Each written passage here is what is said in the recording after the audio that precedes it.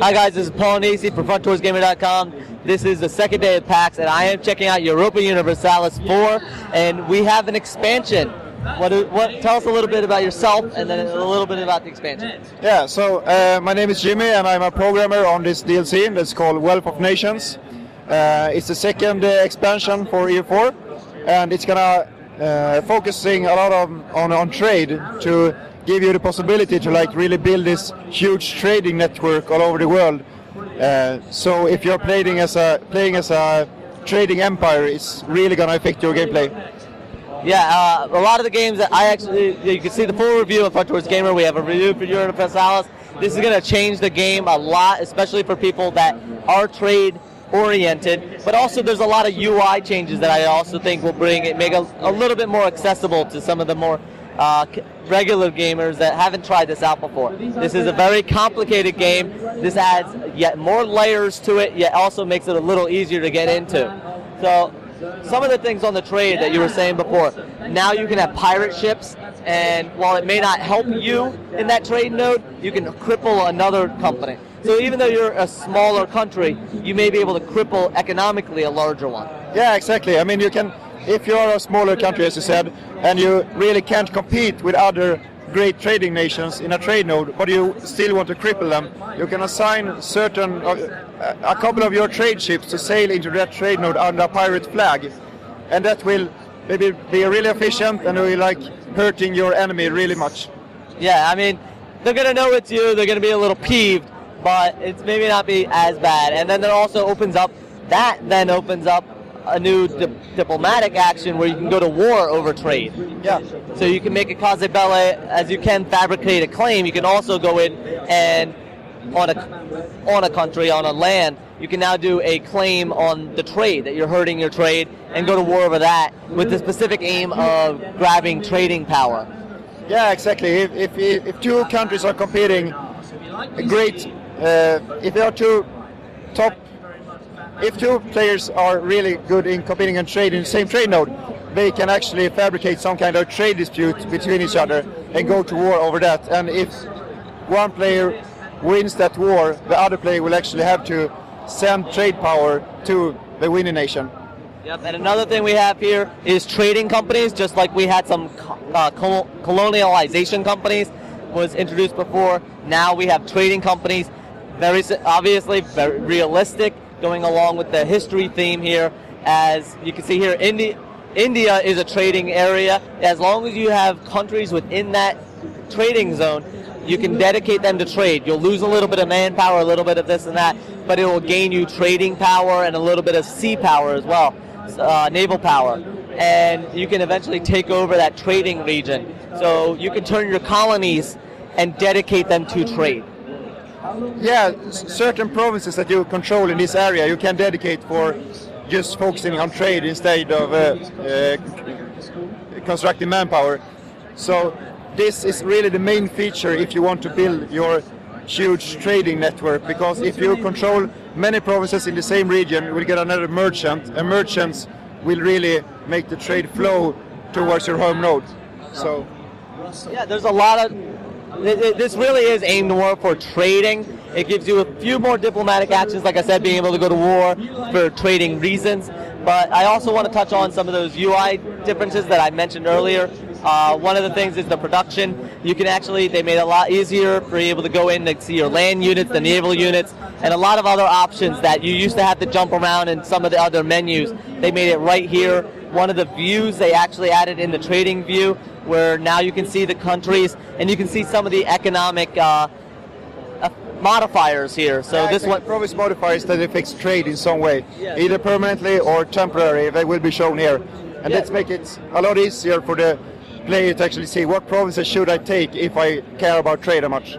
So if you're Spain, for example, and you see that Portugal has this one province in particular that has a canal and it has a trading embassy kind of thing, you may want to go for that province in particular, not because there's maybe strategically or some other things, but economically they make more sense. You're going after their money. So I think this is going to change it. And finally, I want to end on one of the other economic, military, strategic changes here is the canals. Yeah. It's a late game addition. You need to be very high in the technology, and it does cost quite a lot of money. But later in the game, if you have that amount, you can build canals, the Suez Canal, the Panama Canal, and not only do you gain then economic control additions to those regions, even if you don't own them. Yeah, exactly. I mean, what happens is when you build a canal, you, as controller, we get a lot more trade power and trade value, of course. But it also opens up the possibility to send ships in that canal, and that everybody can do. And that's like change the whole map much. Yeah. And then it also gives you a shortcut for your navy, because you don't own those lands, but you can now move your navy between them because you own that canal, despite not owning the land. And also, they added in some nice things where you can see for the buildings, what are you spending your monarch points on, as well as some other interesting things here. And finally, I want to end on policies. Not only can you do national decisions, you can do missions, but now you have a chance to do policies. It does take up one of your monarch points a month, but it adds something along on the diplomatic, administrative, or military policies that can bonuses, basically. Yeah. I mean, you have to unlock 2 different ID groups first, and if you do that, you can unlock a policy. So it really reinforces, I am going to be a trading nation, or exactly. I'm going to be a military nation.